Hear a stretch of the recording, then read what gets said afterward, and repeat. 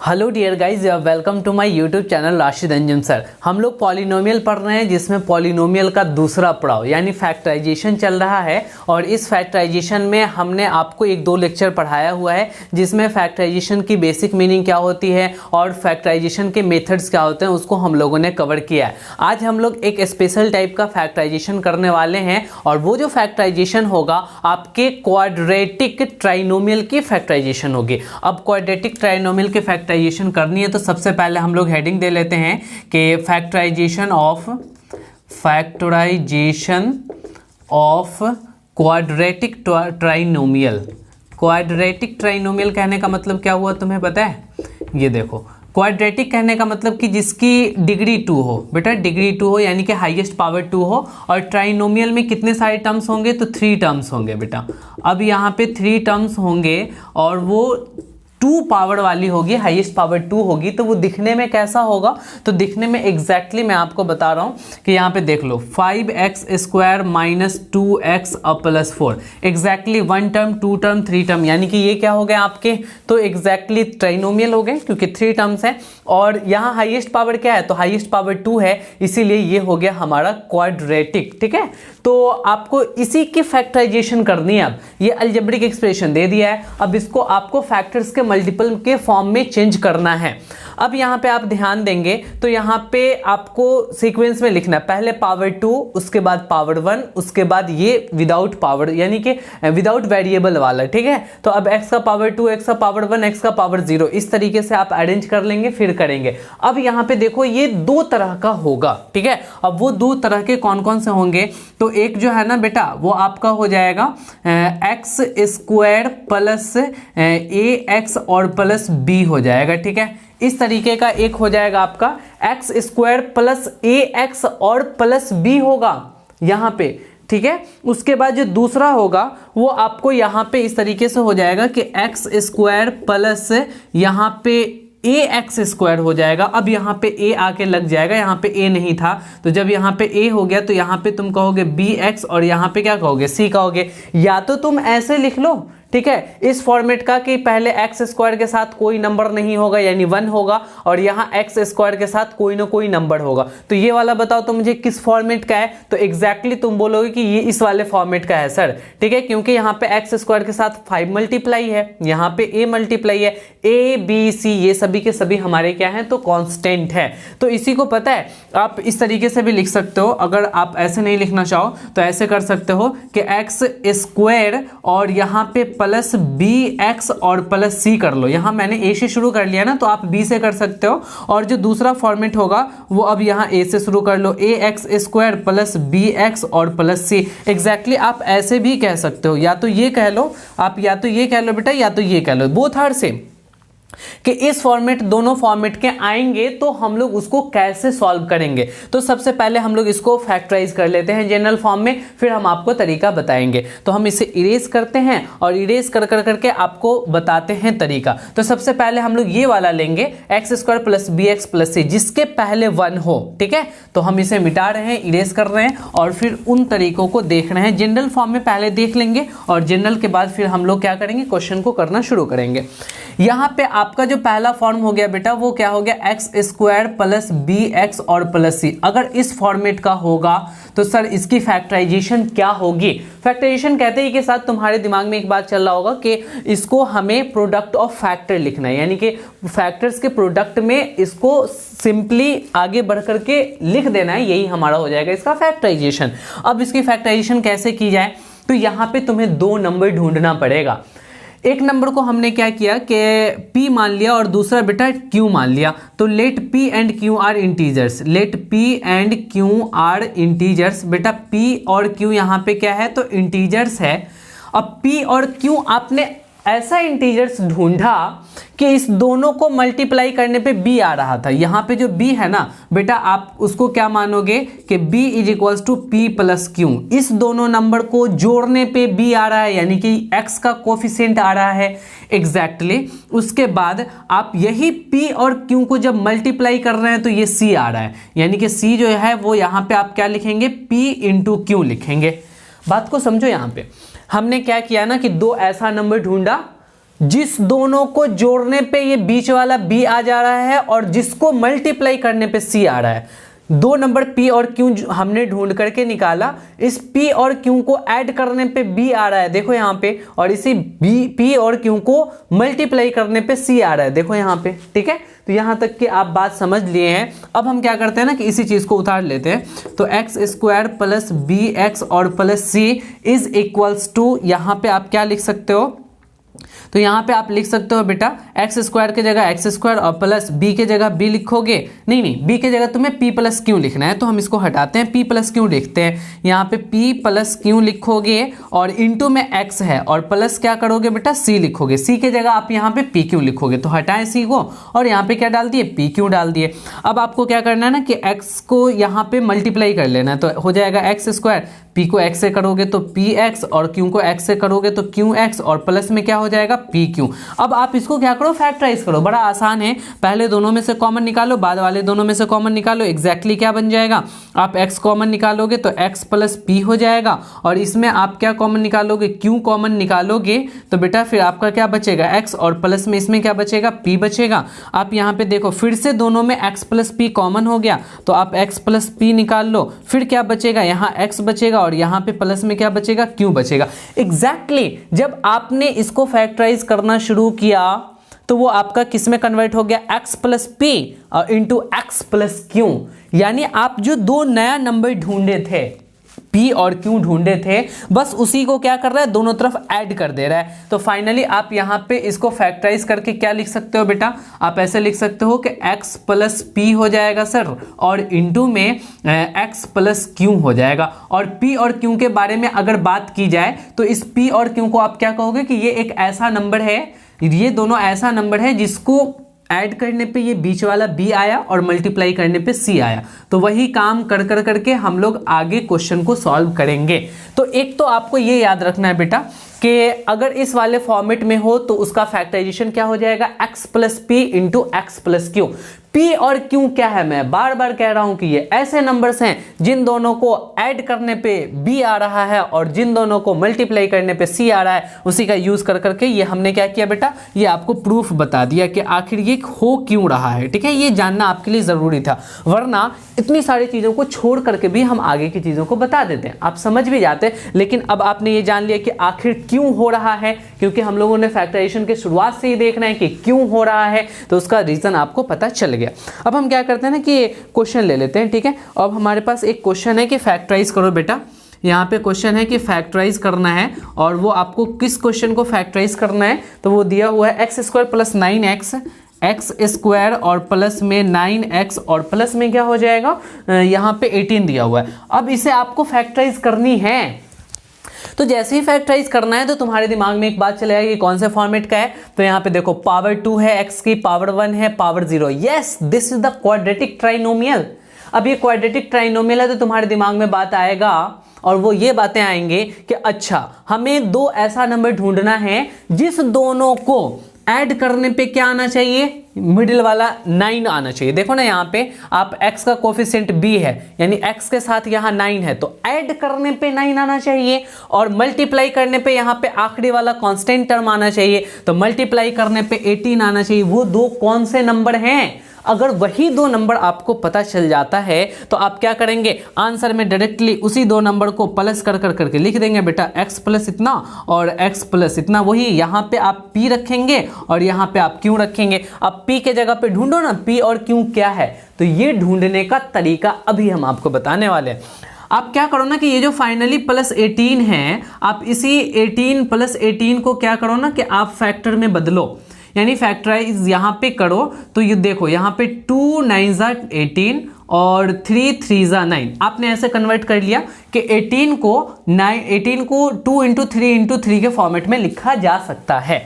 अब आप क्या करेंगे कि इसमें फैक्टर ऐसा बनाएंगे, दो फैक्टर ऐसा बनाएंगे जिनको ऐड करने पे 9 आ जाए और मल्टीप्लाई करने पे 18 आ जाए। तो तुम ऐसे कहोगे 3 2 6, यहाँ पे देखो 3 2 6 और ये 3 हो गया बेटा। तो आप यहाँ पे जब ऐड करोगे तो 6 और 3 9 आ जाएगा, और 6 3 18 आ जाएगा, और वो भी कैसा, प्लस है, तो यहाँ पे देखो +6 हो गया और +3 हो गया। दोनों का साइन रखना जरूरी है। आप प्लस प्लस प्लस यानी 6 और 3 को करेंगे तो यहाँ पे +9 हो जाएगा, और 6 3 18 और प्लस प्लस प्लस 18 आ गया ना। तो आपको इसी तरीके से ध्यान लगा करके आगे बढ़ना है। अब हम क्या करेंगे ना कि यही दो ऐसे फैक्टर्स हो गए +6 और +3, जिस दोनों को जोड़ने पे बीच वाला आया और जिस दोनों को मल्टीप्लाई करने पे 18 आया। एग्जैक्टली आपको पता चल गया। तो आपको ये कैसे निकालना है, तो ऐसे ही फैक्टर्स कर करके निकाल लेना है। अब यहाँ पे क्या करेंगे ना, x² को ठीक वैसा ही लिखेंगे। अच्छा देखो आंसर क्या होगा। अब आपको p और q का वैल्यू निकल करके आ चुका है, और p और q का वैल्यू क्या है, तो इसको आप कह लो बेटा कि ये p रहा और ये आपका क्या रहा, ये आपका q रहा। ठीक है, तो जब आप p और q को यहाँ पे रखोगे, p की जगह क्या रखने वाले हो, 6 रखने वाले हो, रख दो, और q की जगह क्या रखने वाले हो बेटा, यहाँ पे 3 रखने वाले हो। तो एग्जैक्टली आंसर आपका यही होगा बेटा। फैक्टराइज कर करके इतना ही आंसर होगा, लेकिन आपको प्रोसेस से गुजरना है। अच्छा, इस वाले जो तरीका है इसको एक और कहते हैं स्प्लिटिंग मिडिल टर्म, यानी मिडिल टर्म को स्प्लिट कर देना, तोड़ देना। अब देखो हम यहाँ पे क्या कर रहे हैं ना, प्लस के जगह अब देखो +9x को हम कैसे लिख सकते हैं, तो +6x और +3x। तो यहाँ पे हम लिख लेंगे +6x और +3x। एग्जैक्टली इस दोनों को ऐड करने पे +9x आ रहा है, बिल्कुल आ रहा है सर। और इस 18 को क्या करेंगे बेटा, हम लोग 18 लिख लेंगे। हमने क्या किया ना कि इस मिडिल टर्म को 2 हिस्सों में ब्रेक कर लिया, 2 हिस्सों में हमने स्प्लिट कर दिया। देखो 9x को 6x + 3x, ये आइडिया कहां से आएगा स्प्लिट करने का, कैसे तुम्हें पता चलेगा। आखिर 9 को 7 + 2 भी तो लिख सकते हैं, बट कितने में कितना ऐड करके लिखा जाए वो आइडिया आपको यहां से लगने वाला है। This is the most important part of this factorization. यहां पे देखो, अब आप क्या करो ना कि कॉमन निकालो, इस दोनों पहले दोनों में से कॉमन निकालोगे बेटा, तो पहले दोनों में से कॉमन निकालने पे यहाँ पे देखो इस दोनों में से कॉमन निकाले तो x निकला, तो क्या बच गया x + 6, और इस दोनों में से कॉमन निकालोगे तो +3 कॉमन निकलेगा, तो x + 6 बच जाएगा। फिर अब आप क्या करने वाले हो, इस दोनों में से x + 6 कॉमन निकल गया, तो इसमें क्या बच गया x, तो x लिख लिया, इसमें क्या बच गया 3। एग्जैक्टली यही आपका आंसर हो गया। समझ में आ गई बात कि हम लोग कैसे करेंगे। एक बार मैं फिर और समझा रहा हूं, समझोगे, और सारे क्वेश्चंस भी कराएंगे। हम क्या करेंगे ना कि आखिरी वाले नंबर्स को लेंगे और उसके हम फैक्टर्स निकालेंगे, और उस फैक्टर्स से हम 2 ऐसा ग्रुपिंग करके फैक्टर बनाएंगे जिन दोनों फैक्टर्स को ऐड करने पे बीच वाला और मल्टीप्लाई करने पे आखिरी वाला आ जाए। अब बस उसी दोनों फैक्टर्स का यूज करके बीच वाले को 2 पार्ट में कर देंगे, कॉमन निकालेंगे, आंसर पा लेंगे। ठीक है, ये आपको समझ में आया। चलो, और हम सारे क्वेश्चंस को करा रहे हैं, फिर वहां से जो है ना आप कर लोगे। मैं इसको इरेज कर रहा हूं बेटा, ठीक है, इरेज कर दे रहा हूं, फिर आपको आगे की चीज़ों को समझ में आसानी से आ जाएगा। चलिए, फॉर योर काइंड इन्फॉर्मेशन, आपके डिस्क्रिप्शन बॉक्स में बेटा PDF भी दिया हुआ है, जो हैंड रिटन नोट्स होते हैं, आप वहां से जाकर करके डाउनलोड कर करके नोट्स को तैयार कर लेना, क्योंकि नोट्स आपके लिए बहुत ज़्यादा इंपॉर्टेंट होता है, और उसी नोट्स को आप बार बार रिवाइज करते हैं, और बार बार रिवीजन करने के बाद आपको बहुत अच्छा कॉन्सेप्ट हो जाता है। चलिए, अब हम नेक्स्ट क्वेश्चन ले लेते हैं। जो हमारा अगला क्वेश्चन है ना, वो भी है बेटा फैक्टराइज करना है, लेकिन क्वेश्चन है x² - 4x, x² और माइनस में 4x और माइनस में 21। ठीक है, इस तरीके से आपको क्वेश्चन दिया हुआ। अब इसे फैक्टराइज करना है। फिर तुम देख रहे हो, अच्छा पावर 2, पावर 1 और विदाउट पावर, ठीक है, विदाउट वेरिएबल वाला, इसका मतलब कि ये क्वाड्रेटिक ट्राइनोमियल हो गया।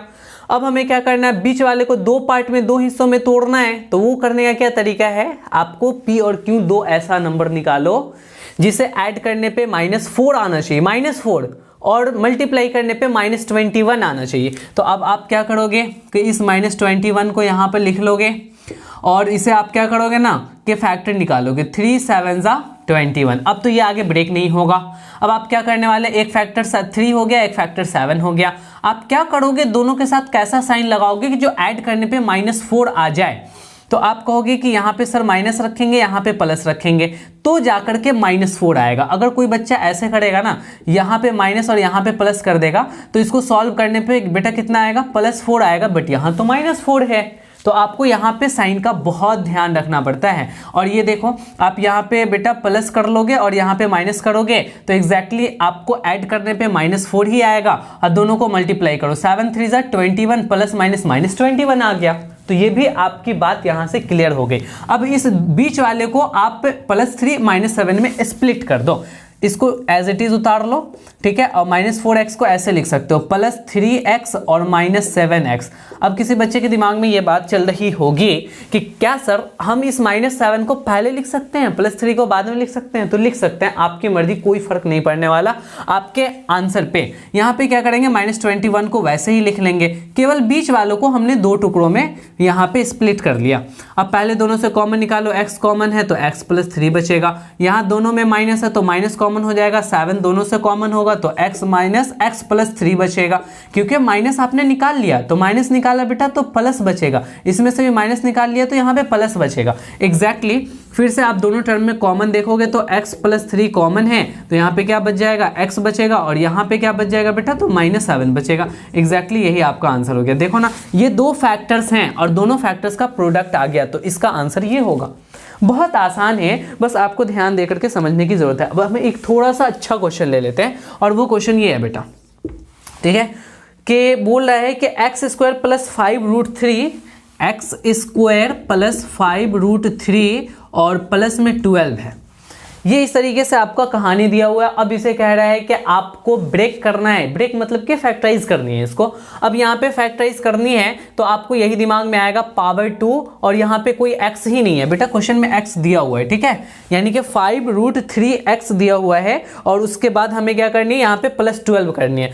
अब आपको इसको फैक्टराइज करना है तो आप यहाँ पे 2 ऐसा नंबर ढूंढेंगे जिसको ऐड करने पे क्या आना चाहिए, तो 5√3 आना चाहिए, मल्टीप्लाई करने पे 12 आना चाहिए। तो ये निकलेगा कैसे, तो आप लास्ट वाला जो +12 है ना बेटा, इस +12 को क्या करो कि फैक्टर्स में कन्वर्ट करो। यहाँ पे 2 6 = 12 और 2 3 = 6, ये लो भाई हो गया। अब आपको यहाँ पे एक बात का ध्यान रखना है कि अंदर में √3 है ना, तो इस √3 को और फैक्टर में ब्रेक कर देना है। तो यहाँ पे √3 है तो यहाँ 3 है, 3 को जब आप ब्रेक करेंगे किस में, फैक्टर में, तो एग्जैक्टली ऐसा हो जाएगा कि ये √3 से मल्टीप्लाई करेंगे, √3 टाइम्स में मल्टीप्लाई होगा तो 3 आएगा, ठीक है। तो √3 × √3 तो 3 हो जाएगा। क्यों हमने √3 में कन्वर्ट किया यहाँ पे आपको, इसलिए क्योंकि यहाँ पे √3 है। अगर यहाँ पे √2 दिया होता तो हम 2 वाले को वैसे कर लेते, 2 वाले को हम कन्वर्ट कर लेते। अगर इतना नहीं समझ में आ रहा है ना, तो यहाँ पे ध्यान दो, आपने इतना तो कर लिया कि 2 2 = 4, 4 3 = 12, इतना हो गया। तो आप इस 12 को अब कैसे लिख सकते हो, यहाँ पे ध्यान दो, 12 को ऐसे लिख सकते हो 2 × 2 × 3। अब मैं इसी 12 को ऐसे भी लिख सकता हूँ कि 2 × 2 × अब 3 को हम रूट में कन्वर्ट कर रहे हैं तो √3 × √3। बेटा हम ऐसे 2 बार मल्टीप्लाई कर करके उतनी चीज़ों को लिख सकते हैं, और √3 को ही क्यों कर रहे हैं, बिकॉज यहाँ पे √3 हमें चाहिए। अब क्या करेंगे, अब हम ये करेंगे कि ऐसा 2 फैक्टर्स में कन्वर्ट करेंगे ग्रुप बना करके कि हमें ऐड करने पे ये वाली आ जाए और मल्टीप्लाई करने पे 12 आ जाए। तो अब यहाँ पे देखो 5√3 है, 5 √3 हैं, तो तुम कहोगे 2 2 = 4 और ये √3 को इसके साथ रख दो तो ये आ जाएगा 4√3 और ये अकेला बच जाएगा तो ये हो जाएगा बेटा √3। यहाँ पे प्लस लगाओ और यहाँ पे भी प्लस लगाओ, 4 √3 और यहाँ सिंगल 1 √3, तो 4 √3 में 1 √3 को शामिल करोगे तो 5√3 बन जाएगा। जैसे ही 5√3 बनेगा तो ये बीच वाला हो गया, और यहाँ पे सबको मल्टीप्लाई कर लो, सबको करोगे क्योंकि 12 का फैक्टर है तो मल्टीप्लाई करने पे 12 आएगा ही आएगा, प्लस प्लस प्लस आएगा। एग्जैक्टली हमें प्लस चाहिए, बस काम तमाम। यहाँ पे आप क्या करो कि एज इट इज उतार लो, और इसको कैसे कन्वर्ट करोगे, तो एक +4√3 करोगे, +4√3x करोगे, और यहाँ पे प्लस में √3x करोगे, क्योंकि आपने 2 पार्ट बना लिया ना, एक पार्ट ये, एक फैक्टर, दूसरा फैक्टर ये है, तो आपने इस बीच वाले को स्प्लिट कर लिया। +12 की जगह बेटा आप +12 ही लिखोगे। आगे बढ़ो, आगे बढ़ोगे तो इस दोनों से कॉमन निकालोगे तो इस दोनों से केवल x कॉमन हो जाएगा, तो पहले में x बचेगा और इसमें 4√3 बच जाएगा। और आगे आप इसमें देखेंगे तो इसमें आपको √3 कॉमन हो जाएगा, क्योंकि 12 के अंदर भी √3 आता है, तो जब √3 कॉमन हो जाएगा, √3 बाहर निकल जाएगा, तो यहाँ पे हम √3 बाहर निकाल लेते हैं, क्योंकि दोनों तरफ प्लस है तो प्लस भी कॉमन निकल गया। तो √3 जब मैंने बाहर निकाला तो फिर यहाँ पे क्या बच गया, x बचा, और यहाँ पे प्लस 12 में से √3 बाहर आ जाएगा, 12 में से √3 बाहर जाएगा तो 2 × 4 √3 बचेगा। तो यहाँ पे हम क्या लिख लेंगे 4 √3। अब ऐसे भी अगर थोड़ा सा आपको सोचने में दिक्कत हो रही है ना, यहाँ से आइडिया ले सकते हो, क्योंकि x बचा फिर हमें 4 √3 बचना चाहिए था, और अगर यहाँ नहीं बच रहा है तो फिर दिमाग लगाओ कि कैसे क्या करना पड़ेगा। अब यहाँ पे देखो दोनों में से आप कॉमन निकालोगे तो x + 4 √3 कॉमन निकल जाएगा, क्योंकि दोनों में है तो क्या बचेंगे, पहले में x बचेंगे और यहाँ पे √3 बच जाएगा। एग्जैक्टली यही हो गया आपका फैक्टराइजेशन। तो आपने ये फॉर्मेट समझ लिया कि कहीं पर भी अगर इस तरीके से हो कि x² और प्लस में bx और प्लस c हो तो आप इसे कैसे फैक्टराइज करेंगे। तो इसको फैक्टराइज करने का तरीका ये है x + p और इंटू में x + q हो जाएगा। बच्चों यहाँ पे आपको ये ध्यान देना है कि ये p और q क्या है। तो p और q ऐसा दो फैक्टर है, ऐसा दो नंबर है, ऐसा दो इंटीजर है जिस दोनों को मल्टीप्लाई करने पे c आता है और ऐड करने पे ये बीच वाला b आता है। तो फाइनली आपने ये वाली चीज़ को सीख लिया। अब एक और फॉर्मेट जो मैंने बताया था उस फॉर्मेट को चलो हम काम करते हैं, उस पर देखते हैं कि आखिर वो कैसे होगा कैसे नहीं होगा। ठीक है, यहाँ तक तो आपको बहुत अच्छे से क्लियर होगा, कोई दिक्कतें नहीं आ रही होंगी, और अगर आ भी रहा होगा तो आपको आगे और सारे क्वेश्चंस कराए जा रहे हैं, वहाँ से आपकी बात क्लियर हो जाएगी। इसीलिए क्या करो, इसी बीच आप फटाफट से हमारे चैनल पे नए हो तो पहले सब्सक्राइब कर दो मेरे भाई, उसके बाद फिर क्या करो कि आप अपने फ्रेंड्स के साथ शेयर भी कर दो और इस वीडियो को लाइक ज़रूर कर देना। आपसे हम बहुत उम्मीद लगा के रखे हैं, आप हमें सपोर्ट कीजिए। ठीक है, आपके लिए हम इतने महीने से कंटेंट डिलीवर कर रहे हैं, आपकी भी थोड़ी सी जिम्मेदारी बनती है सपोर्ट करने की। बस सपोर्ट के तौर पे सब्सक्राइब करो एंड अपने फ्रेंड्स के साथ शेयर कर दो। ठीक है, अब यहाँ पे हम एक और फॉर्मेट ले लेते हैं, और जो दूसरा फॉर्मेट है बेटा वो है ax² + bx और प्लस c। अब इसको फैक्टराइज करेंगे तो वो एग्जैक्टली इसमें बदलने वाला है ax + p और इंटू यहाँ पे ax + q हो जाएगा। देखो पहले और दूसरे में क्या फ़र्क है, पहला यहाँ पे a नहीं था तो एग्जैक्टली यहाँ पर भी a नहीं आता था, यहाँ भी a नहीं आता था, डायरेक्टली x + p और x + q हो जाता था।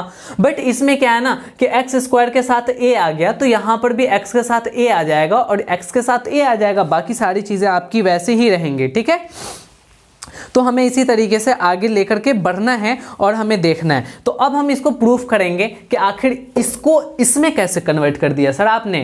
तो वही बात, हम यहाँ पे p और q इंटीजर मानते हैं और लेट यहाँ पे आप जो है ना p और q को जोड़ने पे क्या लेकर के आओगे, तो p और q को जोड़ने पे बेटा बीच वाला आना चाहिए, b आना चाहिए। ठीक है, अच्छा p और q को मल्टीप्लाई करने पे क्या आना चाहिए, तो पहले तो केवल आखिरी वाला लेते थे, c लेते थे ना कि c को ऐसा करो कि दोनों नंबर को मल्टीप्लाई करने पे c आ जाए।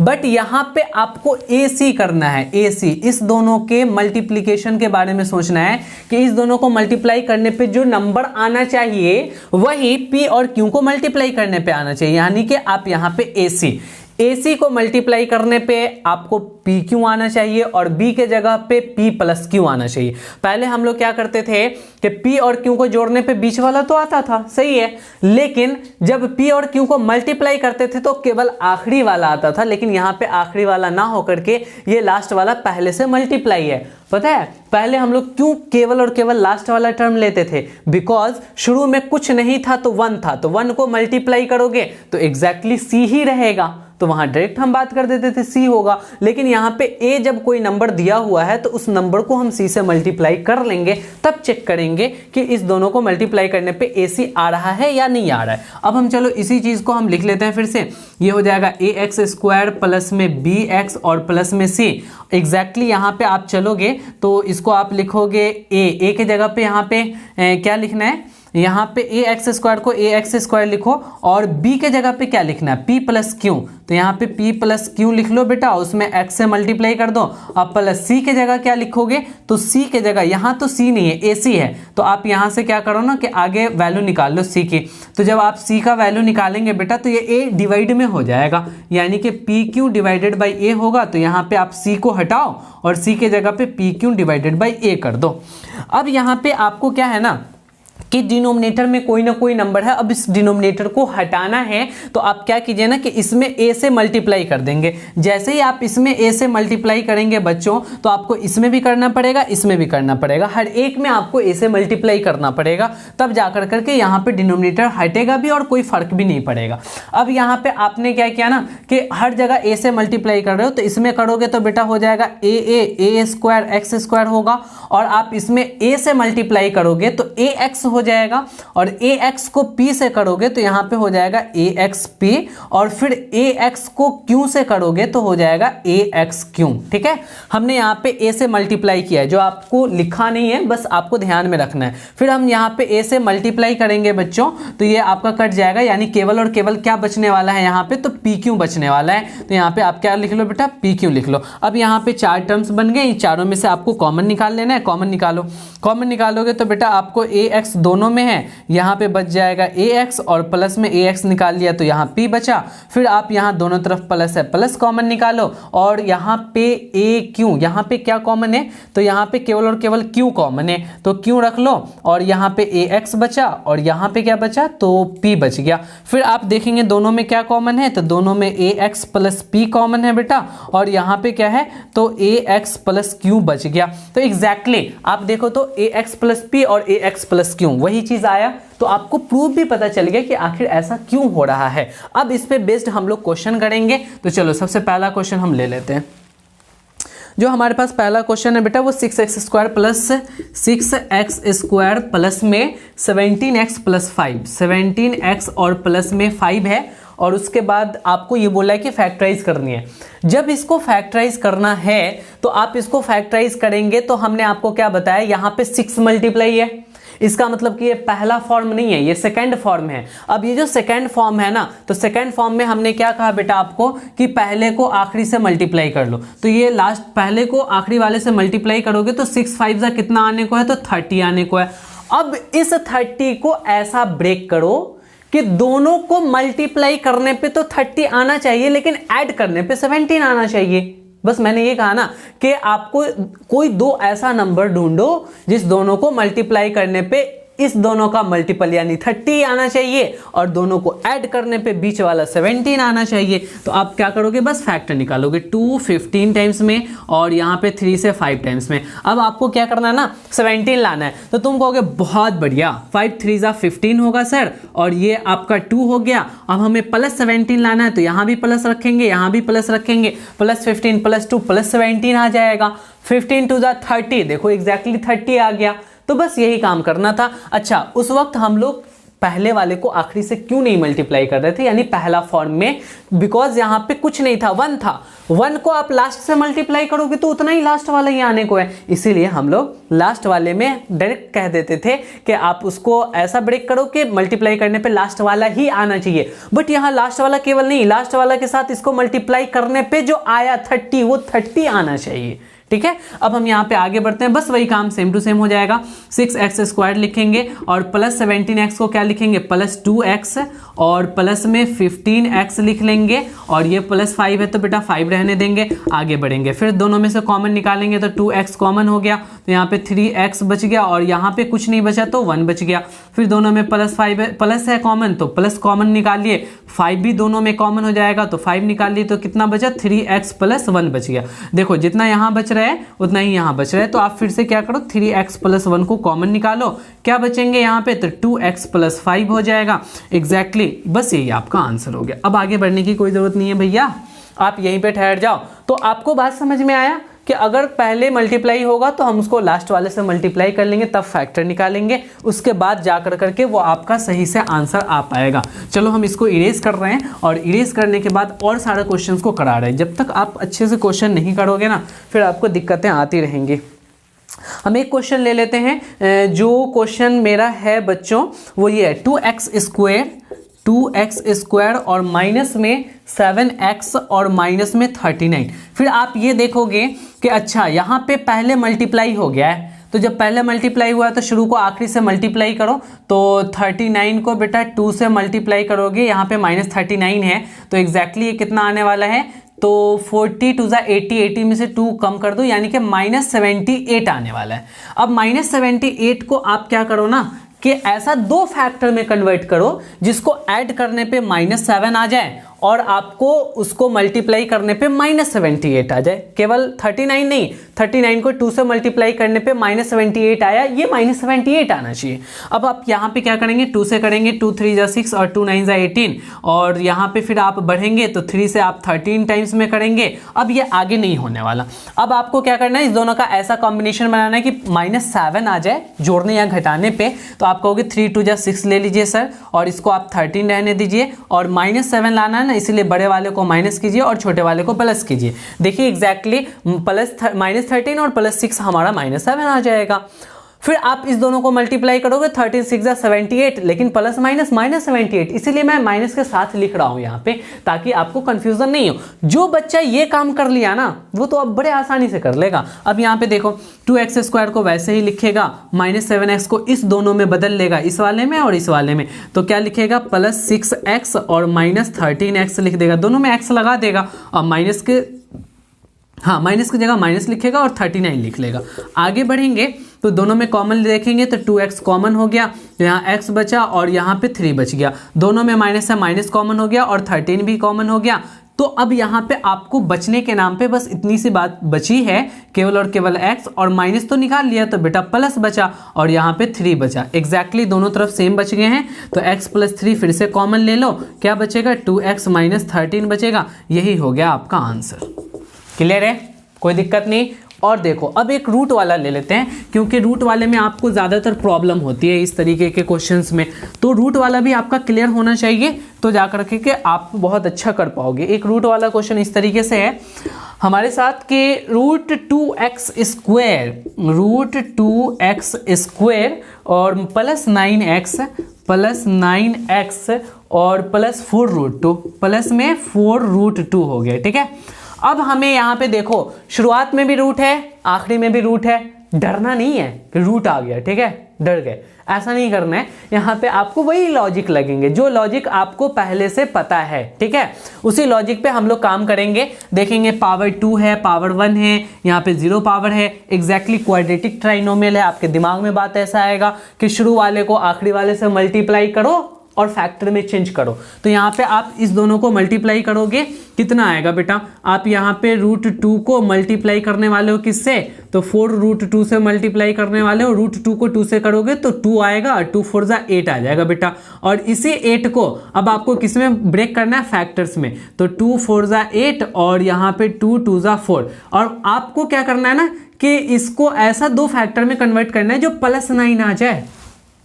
अब आपको यहाँ पे थोड़ा सा दिक्कत दिख रहा होगा कि 2 2 जा 4 और 4 में 2 करेंगे 6 ही आया, 2 2 जा 4 2 जा 8 ही आ रहा है। तीनों को मल्टीप्लाई करने पे सर 9 तो आ ही नहीं रहा है। जब आप इस तरीके से फंस जाओ, आपको नहीं पता चले, तो वहां पे एक और यहाँ पे फैक्टर निकाल लेना बेटा, 2 1 जा 2। अब एक भी यहाँ पे शामिल हो गया, 1। अब आप क्या करोगे ना कि यहां से यहां तक लेकर के 2 2 जा 4 2 जा 8 निकाल लोगे, और इसको क्या कर दिए, 1 कर दिए। अब यहाँ पे +8 करोगे और +1 करोगे तो +9 हो जाएगा। और दोनों को आप मल्टीप्लाई करोगे, किसको किसको मल्टीप्लाई करना है, तो 8 और 1 को, तो एग्जैक्टली कितना आ रहा है, 8 आ रहा है। तुम्हें केवल 4√2 नहीं ढूंढना है, 4√2 को √2 से मल्टीप्लाई करने पे 8 आया, तो 8 आना चाहिए, आ भी रहा है। तो आपको यहाँ पे दो फैक्टर मिल गए, एक +8 मिला और एक ये वाला +1 मिला। आप उसी तरीके से पहले वाले को सेम टू सेम लिख लो और दूसरे वाले को +8x में और +1x में कन्वर्ट कर लो, ठीक है, और इसको आप लिख लो 4√2, जैसे को तैसा, ठीक है, जहां पे लिखा हुआ है उसी तरीके से हम लिख लेंगे।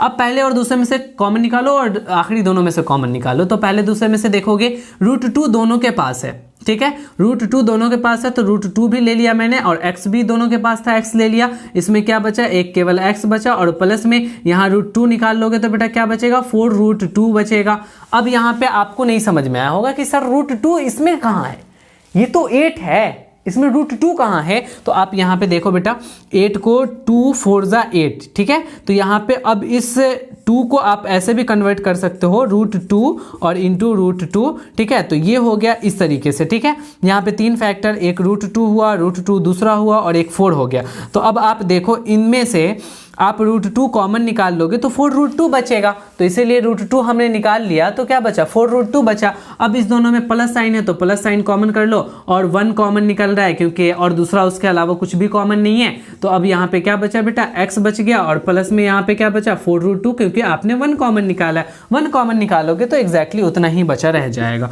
दोनों में देखो x + 4√2 कॉमन है तो x + 4√2 आप कॉमन निकाल लेंगे। फिर क्या करेंगे कि इसमें बच गया √2x और इसमें क्या बचा प्लस में 1। एग्जैक्टली यही आपका क्या हो जाएगा फैक्टराइज हो जाएगा। तो आज आपने क्या किया कि फैक्टराइजेशन में भी किसको सीखा, फैक्टराइजेशन ऑफ क्वाड्रेटिक ट्राइनोमियल। अगर क्वाड्रेटिक ट्राइनोमियल होंगे तो उसमें 2 फॉर्म होगा, और दोनों फॉर्म को मैंने बहुत बेहतरीन ढंग से क्लियर कर दिया है। और इस दोनों फॉर्म में आप ध्यान ये रखेंगे कि शुरुआत वाले को आखिरी वाले से मल्टीप्लाई करना है, फैक्टर निकालना है, 2 ऐसा नंबर ढूंढना है जिसको ऐड करने पे बीच वाला आना चाहिए, बस आपकी बात बन जाएगी। इससे रिलेटेड बहुत सारे क्वेश्चन है। मैं आपको बताऊं कि अगर एक्सरसाइज 2.4 एनसीईआरटी में जाओगे तो उसमें 2-3 क्वेश्चंस आपको इस वाले फॉर्मेट में, इस वाले फैक्टराइजेशन पे दिख जाएंगे। आप वहां से कर लेना, 2.4 से कर लेना, और 2.5 में तो है ही। और आप रेफरेंस बुक को उठाना, इसके रिगार्डिंग एक पूरी की पूरी चैप्टर ही रखी होगी, चाहे जो भी आपके पास हेल्प बुक हो उसको आप कर लो। इतना करने के बाद हम नेक्स्ट लेक्चर में आपको इसके आगे के फैक्टराइजेशन यानी अगली आइडेंटिटीज को बताएंगे, और फिर हम आपको बताएंगे कि कैसे फैक्टराइजेशन हो रहा है। फैक्टराइजेशन देखो पूरे पॉलिनोमियल में एनसीईआरटी में फैक्टराइजेशन भी है, पॉलिनोमियल भी है।